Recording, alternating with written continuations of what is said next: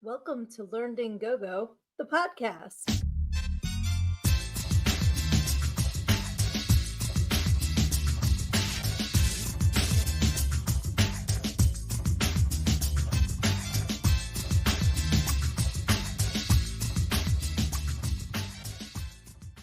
Hey, this is Sydnee A. I am your host, and I am also the author of Everything I Need to Know I Learned in Go-Go, How a Preacher's Daughter Pole Danced Her Way to Finding Her True Self. And this is going to be the final episode of season 1. I can't believe it. I'm pretty sure this is episode 15. I've kind of lost track, which is pretty cool. So I was really hoping Frankie could be here with me for this season 1 wrap up, but he has his hockey things that he's committed to. So he does photography, he does videography, he plays hockey, he refs hockey. He's very, very involved, and he has a game tonight. So he was not able to join, unfortunately, but I have to give a big, big shout out to Frankie James because we met at the Camp Out for Hunger, which is a WMMR 93.3 WMMR event. It's the biggest food drive in the country, and it takes place in November. And this past year, it's funny how things come to be because I've been dealing with insomnia and sleep issues for months. And that day I woke up and it was like 4 a.m, and I knew they started to record the show at 6 a.m. And I thought, you know what? I'm going to drive up to Philly. I'm going to go to camp out. I had no plans until that morning when I woke up, way earlier than I had intended to. And I said, you know what? I'm going to go up there. And I've been very into guerrilla marketing my book. So I'm like, I'm going to take it to the camp out because I had already sent copies to everybody on the morning show when I had first published it. And I knew they had guests on. So I'm like, you never know who you're going to run into. So stuck a couple books in my bag, brought my food donation, and decided to go to Philly. And while I was there, Frankie was there because he does photography for the station. So we wound up meeting, and he invited me to be a guest on his podcast. So fast forward to, I believe it was January when we finally got the same, time available to do his podcast. This seems to be a recurring theme with us. Like our schedules just keep not meshing. But I decided, to take him up on his invitation and be a guest on the My Crazy Exes podcast that he does. And I had a blast. Like I had so much fun. And so when the podcast ended, I was like, that was awesome. When can we do this again? And he's like, you should get your own podcast. I'm like, I want my own podcast. So I think it was a couple weeks later, I decided I'm going to have a podcast and did episode 1.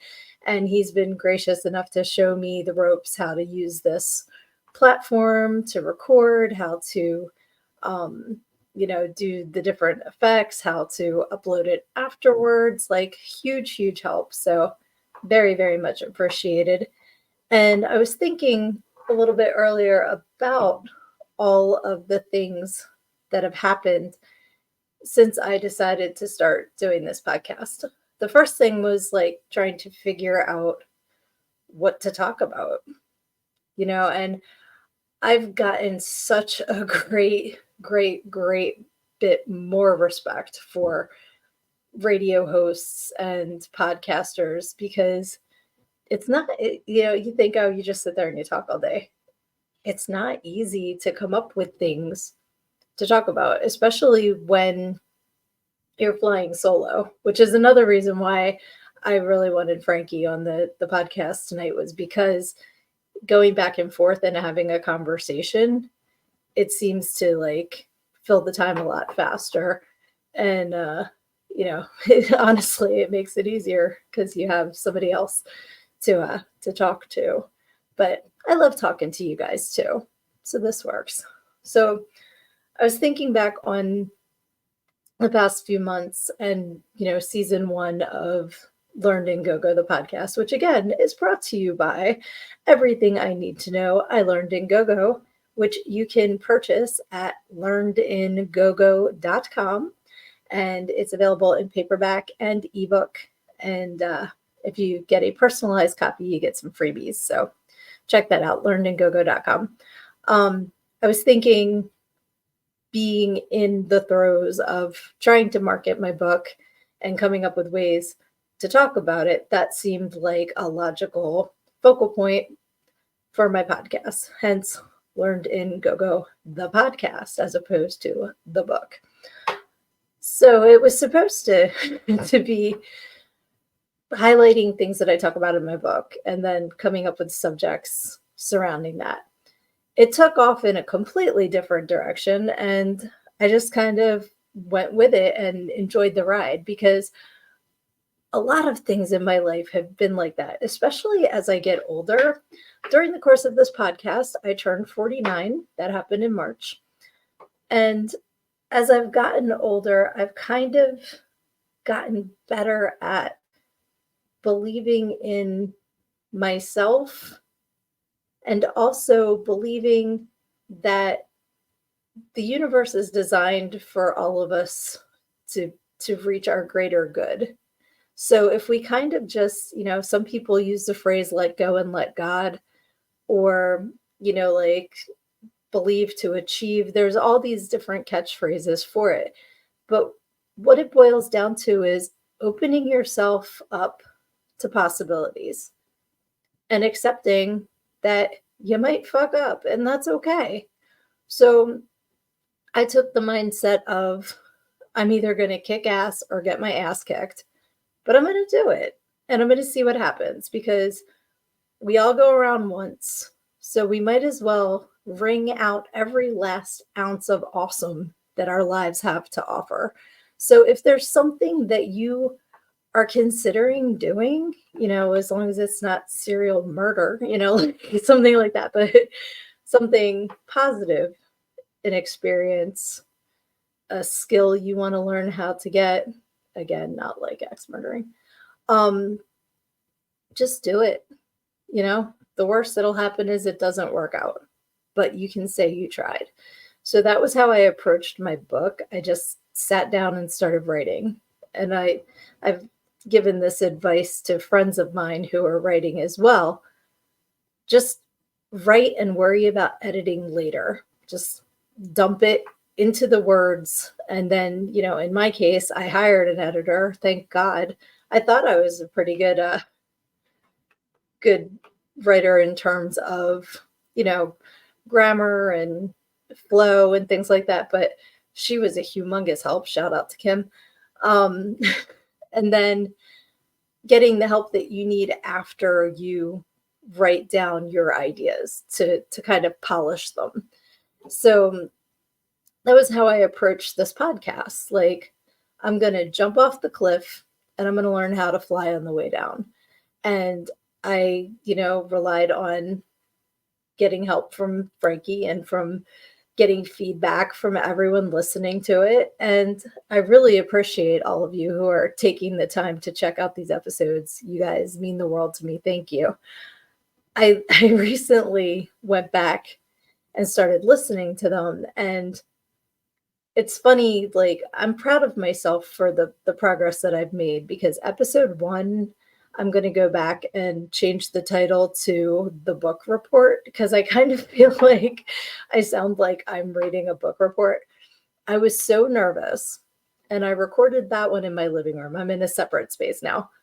But episode 1, I recorded at my desk. I stood the whole time. I was so anxious I couldn't even sit down. And I had, I don't even know how many papers tacked up on my shelves in front of me. They were supposed to be notes, but it was completely written out what I was saying, and it's obvious when you listen to it. So I had all these things and I was reading from them, and I'm like, these are so many papers. This has to fill an hour, like just looking at what I wrote. 20 minutes later, my podcast was done. I had read it all, and I was really excited because I did it, but I really knew I had much to learn. And that's another way to approach things is what can I learn? I've taken on the mindset that there is no such thing as failure. You either succeed or you learn, and that, gives you the help for the next time you try. Or if you learn that's not a good fit for you, you know, then there's no next time in that situation, but you have the skills for the next time something comes up like that to say, you know what, that wasn't what I expected it to be. And maybe that's not the right fit for me. So again, like coming from episode 1, I think I've made leaps and bounds in just a couple months. So little pat on my own back there. But I was looking at some of the past episodes and how things evolved. Like from episode 1, I started doing movie reviews, and I called them stripper cinema because I wanted to feature movies that had either scenes in gentlemen's clubs or featured a stripper, like had some sort of reference to it. And my mindset behind that was just trying to get something that you could take with you. Like, okay, I'll go watch this now. And it's kind of a way to take my podcast with you after the fact, while also tying into the book because of, my dancing background. So let me see here. I had 1, 2, 3, 4, 5, 6, 7, 9, 10 movie reviews. And most of the movies were pretty good. So for those of you who have been following along, I had to start with Zombie Strippers because that is like one of my favorite movies. It's so corny and it's like so ridiculous and gory and wonderful. And at some point, I think I'm going to go back and, like revisit that in a stripper cinema because, like I said, it was episode 1, it was the book report. And my husband pointed out to me, he's like, you need to stop giving so many details. Like, you got to just give like a, peripheral review, not every little detail. And again, that's awesome. That helps me. That's great feedback. I can take constructive criticism and I welcome it. So I want a second chance to review one of my favorite movies. We also had, and I'm not sure that these are in the correct order, but I know we did Showgirls. We did Strip Club Massacre. I believe that was the same night as Showgirls because Strip Club Massacre was so terrible. I didn't really have much to say about it. So we did Showgirls in addition to From Dusk Till Dawn. Amazing. Succubus. Go back and listen to that review. That was something. And then Dogma, Deadpool, Dancing at the Blue Iguana, which was like a surprise that I had never heard of that one. True Lies and Fear City, which again, judging by the cast, I'm surprised that I never had heard of that one before. And shout out to my friend for the suggestion on that one. Actually, a few of these have come from listener suggestions. So thank you guys. I love, love, love the participation and that we can go back and forth on social media after I release an episode and talk about it, or I can ask you a question for an upcoming episode and take your advice. Like the interaction is what makes this so much fun. So yeah, 10 movie reviews in season 1, which is awesome. I'm just going to take a little sippy of my drink. Pardon. Okay, I was getting a little tickle there. So also in season 1, I had 3 guests, which is awesome. And I'm really, really hoping for the next season, I want to have more guests. I'm going to get more into my plans for season 2 in a little bit. But in season 1, my first guest, which is really funny because I was teasing her that she popped my cherry, was Artemisia Devine. And she's a former dominatrix sex worker from Australia. She teaches the divinery method, which she helps to unravel your sexual fantasies and get down to the meaning behind it, because it's not black and white. It's not that you want to act out what you're fantasizing about. You have to go back. That was episode 6. So go back and listen to that if you haven't, because she has a lot of great insight. And if you go to her website and subscribe, she has been sending out so many emails recently, and it's like she likes to share some juicy information. So definitely follow her. To completely switch gears, my second guest was Mark Gervais, who is the creator of the Great Media Comic Con.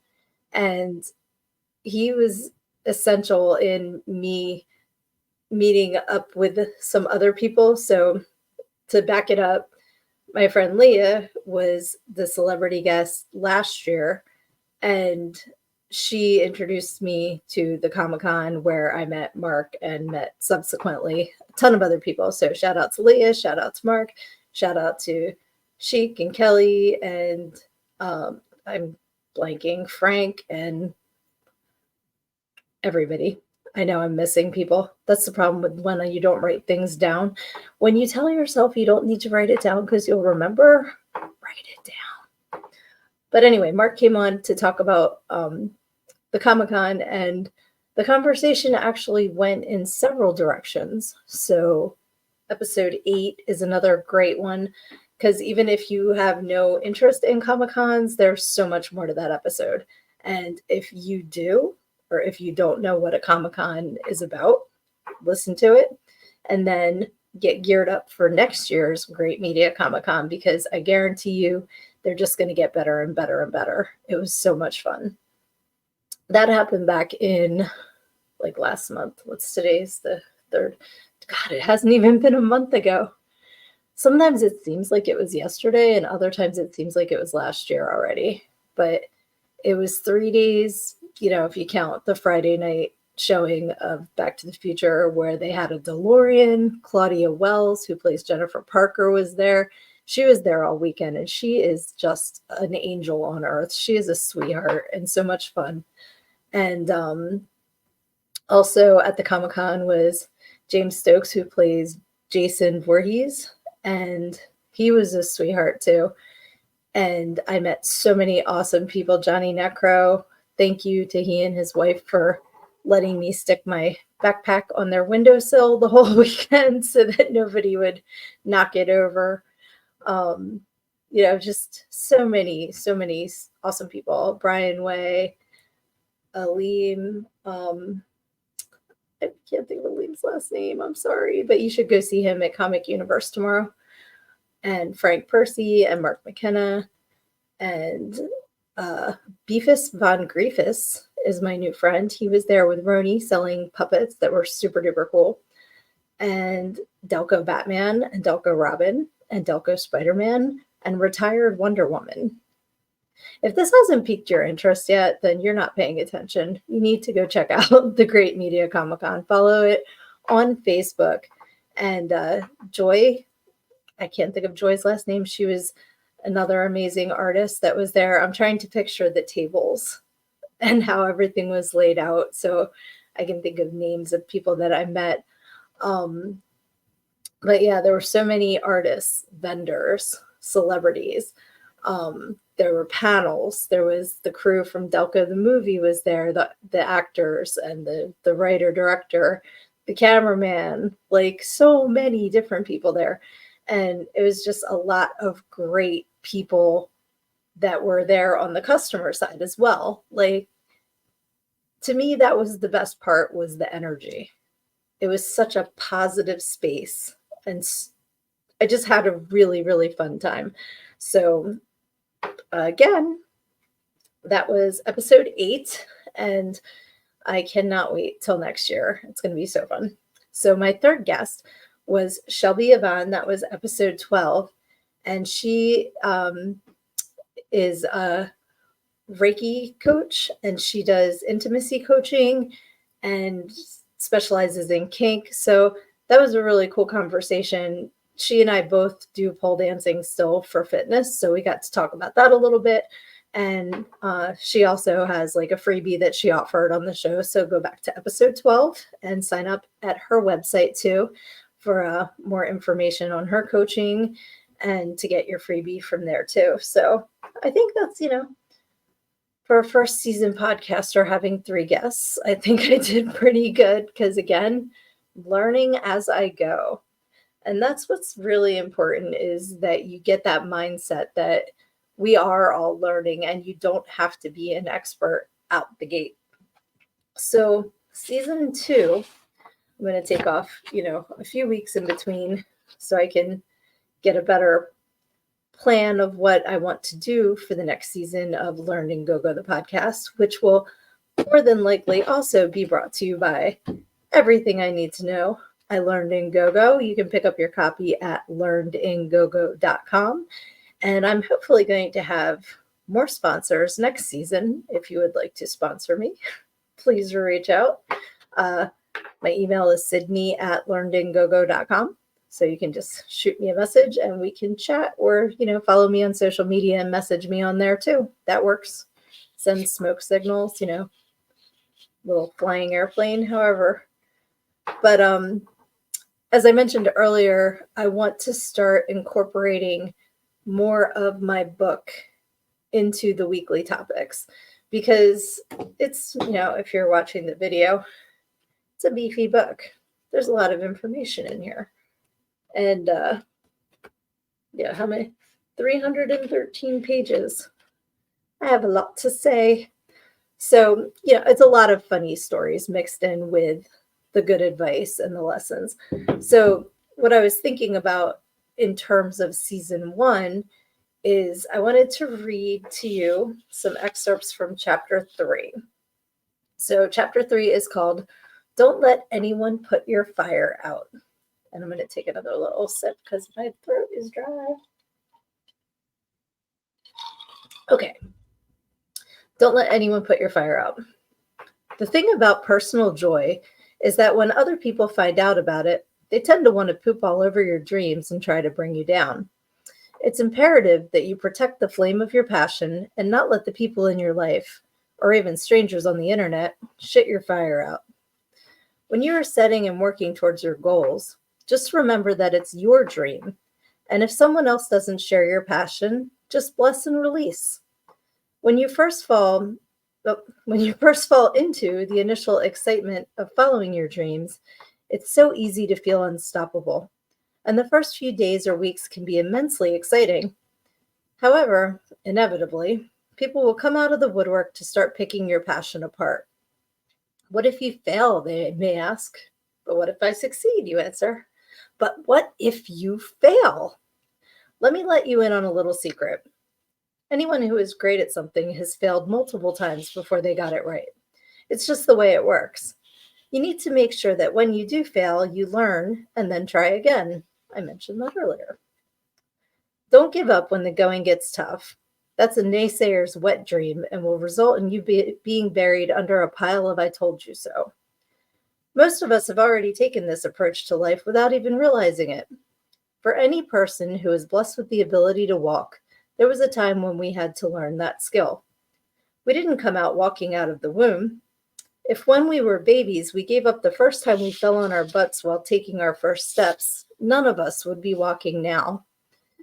We didn't let literally falling on our asses hold us back when we were little. So why should we let a figurative fall on our asses hold us back now? When people in your life say things to try to hold you back, even if they are coming from a place of love, you need to hold fast to your dreams and keep following your passion. Close your eyes, stick your fingers in your ears, and say, la la la la la la la la la, if you must. Put your foot down, put your walls up, and don't let the negative energy in. When you let the fog of negativity permeate your mind, it can choke out all the progress you are making. There are 2 types of poo-pooers. The first are the people who legitimately care about you. They really do believe that the things they are saying and doing to you are for your own good. Their poo-pooing is based on a place of love and comes from worrying about your well-being and having your best interests at heart. These people are so afraid that you will get hurt that they will throw all kinds of things at you to get you to stay where you are instead of blossoming into who you are meant to be. They're not taking into consideration that transformation isn't always easy. Sometimes it can hurt. You need to continue to learn and keep on your path despite the pain. The second type of poo-pooing comes from those who just want to see you fail. Narcissistic people who believe they are better than you can be the most hurtful because they are motivated by wanting to knock the wind out of you. Seeing you fall brings them joy. They're just waiting in the wings to say, I told you so, and laugh every time you are forced to take a step back. I hate those fuckers. So, to catch the rest of chapter 3, you need to buy the book. But we need to take a step back and look at, excuse me, look at the people that are poo-pooing and why, and then see, what our path is and how to handle moving forward despite all of that. Because of course, anytime you start on a new endeavor, you're going to have the people that rally around you. And I am blessed to have a fantastic community that just supports me and lifts me up. And I mean, everybody online as well as in my real life is amazing. I have such a great group of people in my life, and I am so thankful for all of you. And I hope that I'm supporting you the same way. I try to be, everyone's biggest cheerleader and root you on and give advice when I can, and just be there to help you on your way if I'm able, and I appreciate everyone that's done that for me. It's funny because last year when I published my book, I had a lot of really great feedback. And like most people, I did social media ads because that's how you get your product or your face or your whatever in front of new people, is social media ads. So I got my first hater, and it was, I forget what my ad actually said, something about, living your best life or whatever. And it just was a comment that was like, I guess your best life is being a nasty stripper. And I saw it and I jumped up and I went, yes, my first hater. Because if everybody agrees with you, then you're not saying anything worthwhile. That, there's always going to be people that disagree with you if you are being true to yourself, because we're not everybody's cup of tea. And I say that's great because I prefer vodka anyway. So just having that validation that I had my first hater, it made me giddy, and I could have let it hurt my feelings. I could have sat there and gotten depressed because this stranger on the internet didn't like me and knew nothing about me. And that was how they perceived me, because they don't realize that there's so much more to me than the job that I had 16 plus years ago. So I was really proud of myself for taking that angle. And look at the times in your life when people are being negative and trying to hurt your feelings, and see how you can flip it around and make it a positive, make it something that drives you, that makes you have a desire to do better. We all have that in us, and I'm definitely a soft-hearted person. I take things to heart, and I'm learning to put up my protective wall. I have one episode of the podcast that's called Pew Pew Pew, and that's about doing that to the negativity that people throw at us. You just pew pew pew. I'm acting it out if you're not watching the video. Pew pew pew. And it takes time. We've all been programmed to some extent by the situations that we've lived through and the choices that we've made and the people that we've surrounded ourselves with up until this point. But the key factor of that sentence is up until this point, because if things aren't going the way that you want them to, it's time to make a new choice.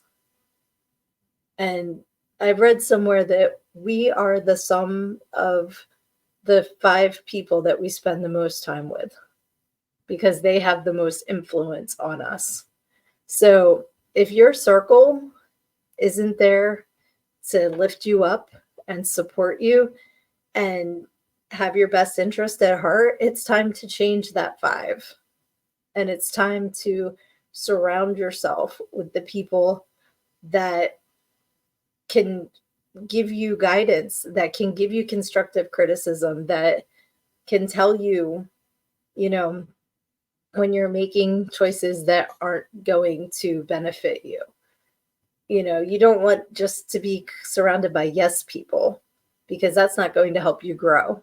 That's just going to help you have an overinflated, like sense of purpose. And, we all are amazing, and we all have gifts, and we all have things to contribute, but we also all have flaws, and we all have things we need to work on. So we need to surround ourselves with the people that love us enough to let us know when we need to change something. And if you're not feeling that, then there's no reason to continue to beat yourself up and keep yourself stagnant because of choices that you made in the past. There's always time to redirect, or like I like to say, pivot, from Friends. I guess I never really watched Friends, but I've seen that in a meme, so I'm guessing that has something to do with a couch. But I just like using the word when things don't go the way that you expected them to, when plan A is not working, so you need to get to plan B. Another thing you can always do is just yell remix, when something doesn't go the way that you expected it to. But again, I'm very grateful that I have a loving, supportive husband. I have 3 great kids, and I have a fantastic community of people surrounding me. And I'm just very blessed and very grateful for all of you. And for the new people that I'm meeting along the way too, thank you. Thank you for jumping on this crazy ride with us and for hanging in there to see how I evolve in this space, because this is fun. I'm having a really good time with this, and I really do have the motivation to share these thoughts because I want to help other people. That was the motivation behind my book, was to not only share what I've learned and how, good or bad, it's helped me to move my life forward, and that there's ways that you can use my experiences to move your own life forward. But I've read a lot of personal development, and some of it is just like snore fest. So that's why I wanted to include the stories from growing up in the church and the stories from working in go-go bars to make it more interesting to learn the lessons, if that makes sense. And that's kind of what I wanted to do hopping on the podcast too, is, being able to share stories in the hopes that they either make you entertained or help you with advice, or both, preferably both. But we've all had different journeys, so I don't know where you are in yours unless you tell me, which you can do if you follow me on social media. To get to my socials, I have a link tree in the bio, and I am at Learned in Go-Go on Facebook and on Instagram, to keep it simple. And as I mentioned earlier, my email is sydnee@learnedingogo.com, so you can always reach out to me there. And, let me know how you're doing. Let me know the kind of subjects you want me to tackle in season 2. And like I said before, I'm really hoping to get some guests on, and I'd really love to guest on other podcasts as well. I was on Tales of the Hunted this past year, and Matt and Frank were awesome. It was so much fun. And I have links to it on my social media, but it's if you follow Projangers and Wall Hangers on Facebook, that's them. And it was just a really, really fun experience just talking with them. It was a conversation. I had no idea what we were going to talk about, and it just flowed naturally, and it was so much fun. I would love to be on that again, and I would love to have them on here. And a lot of my new friends that I met at the Comic-Con, I would love to have as guests.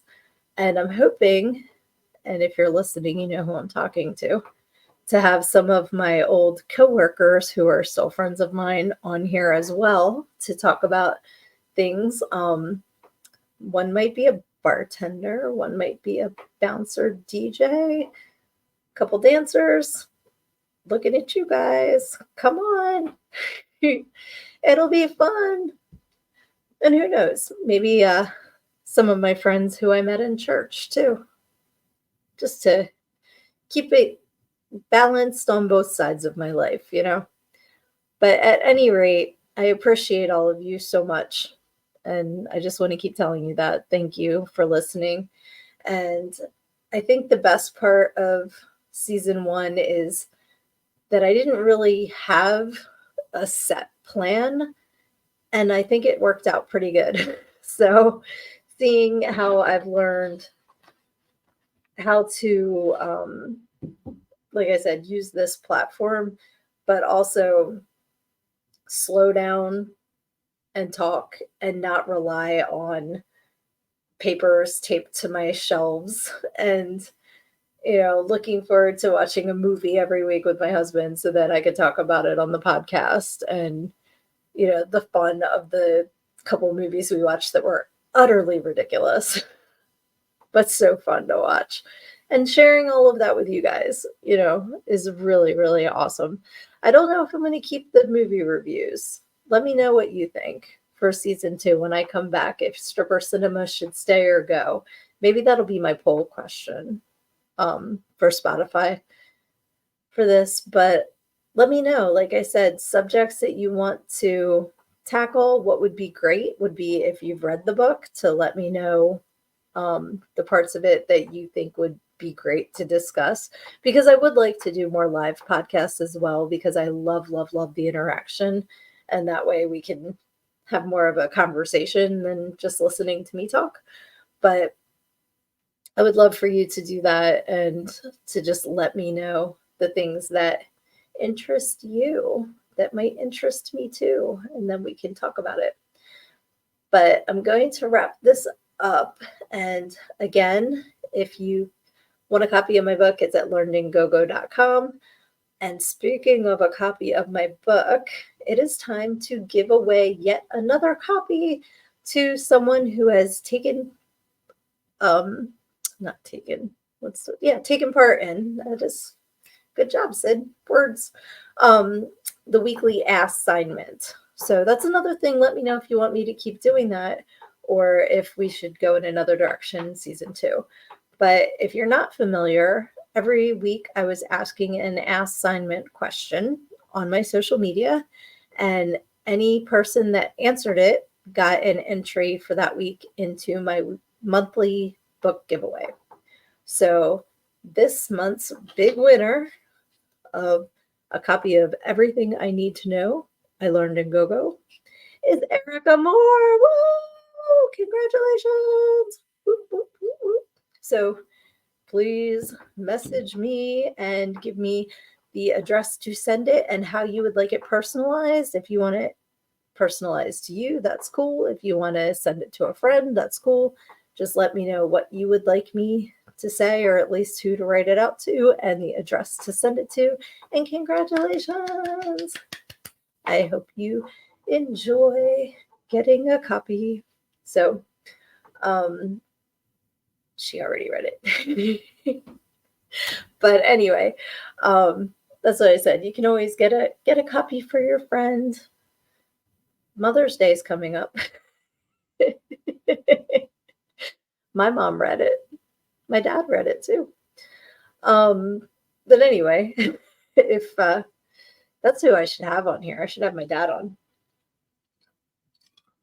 That would be a very interesting conversation. And for the record, I'm not, like, we had a discussion about it after he read my book, and a lot of that was personal between us, but he told me he was proud of me and he loved the book, and that meant the world to me. So I'm not being a smart ass saying I want him on the podcast to talk. I think it would be a fun discussion because he's awesome. My Poppy Seed's an awesome person.